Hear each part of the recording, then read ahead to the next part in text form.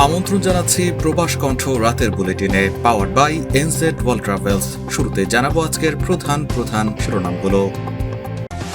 মালয়েশিয়ায় বিদেশি শ্রমিকের চাহিদা শেষ হয়ে যায়নি বলছে শিল্প গ্রুপগুলো। 6.4 মাত্রার ভূমিকম্প ইন্দোনেশিয়ায়। প্রবাসীদের বোঝা লাঘব করবে 1500 রিঙ্গিত বেতন কার্যকর। দেখছিলেন শিরোনাম, এবার বিস্তারিত।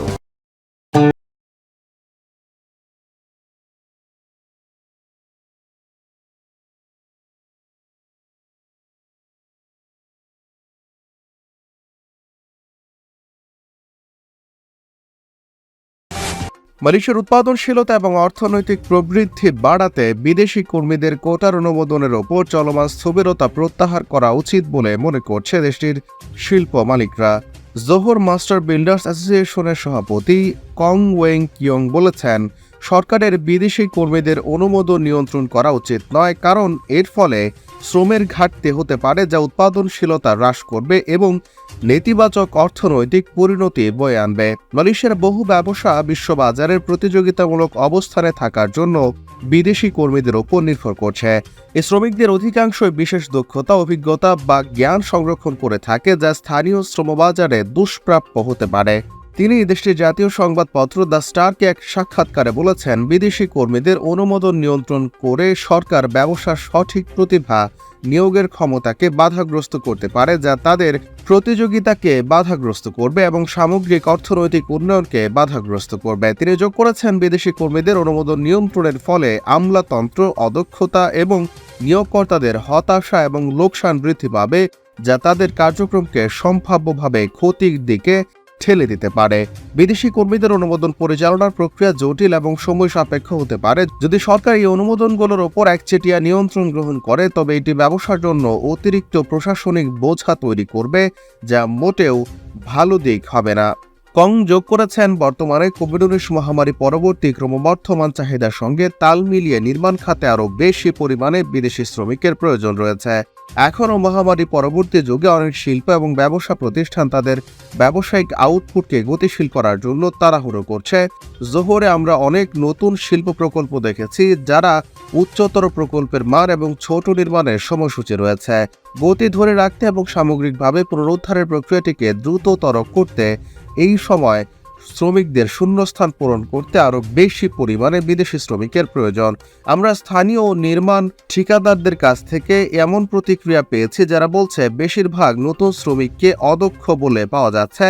সাইটটিতে উৎপাদনশীলতার প্রয়োজনীয়তা মেটাতে এখন একই কাজ করার জন্য আরও কর্মীদের প্রয়োজন হওয়ায় মূল কারণ এটি হতে পারে। গত 27 জুন মালয়েশিয়ার স্বরাষ্ট্রমন্ত্রী দাতু শ্রী সাইফুদ্দিন নাসুশন ইসমাইল বলেছিলেন, নতুন বিদেশি কর্মী আনার অনুমতি দেওয়ার কোনো পরিকল্পনা নেই, কারণ ইতোমধ্যে সমস্ত সেক্টরের জন্য 18 লক্ষের বেশি শ্রমিকের কোটা অনুমোদন দেওয়া হয়েছে। তিনি বলেন, আজ পর্যন্ত তার মন্ত্রণালয় রিক্যালিব্রেশন প্রোগ্রামের মাধ্যমে 6,80,000 বিদেশি কর্মী নিবন্ধন করেছে, যখন মানব সম্পদ মন্ত্রণালয় 1.1 মিলিয়ন শ্রমিকের বেশি কোটা অনুমোদন করেছে বিদেশ থেকে শ্রমিক আনতে। তাই নতুন করে আর কোটা অনুমোদন করার খুব সম্ভাবনা তৈরি হচ্ছে না। ইন্দোনেশিয়ার বৃহত্তম ও সবচেয়ে জনবহুল দ্বীপ জাভায় 6.4 মাত্রার ভূমিকম্পে 1 জন নিহত এবং অন্তত 10 জন আহত হয়েছেন। দেশটির দুর্যোগ মোকাবেলা বিভাগ বিএনপিবি এক বিবৃতিতে জানিয়েছে, শুক্রবার স্থানীয় সময় সন্ধ্যার পর হয়েছে এই ভূমিকম্প।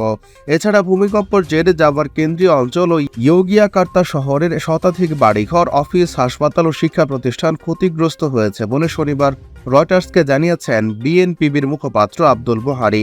দেশটির ভূপদার্থ সংস্থা বিকেএমজি জানিয়েছে, জাভা দ্বীপের ভূপৃষ্ঠের 25 কিলোমিটার গভীরে ছিল ভূকম্পটির উৎপত্তিস্থল, তবে এই ভূমিকম্পে সুনামির কোনো সম্ভাবনা নেই।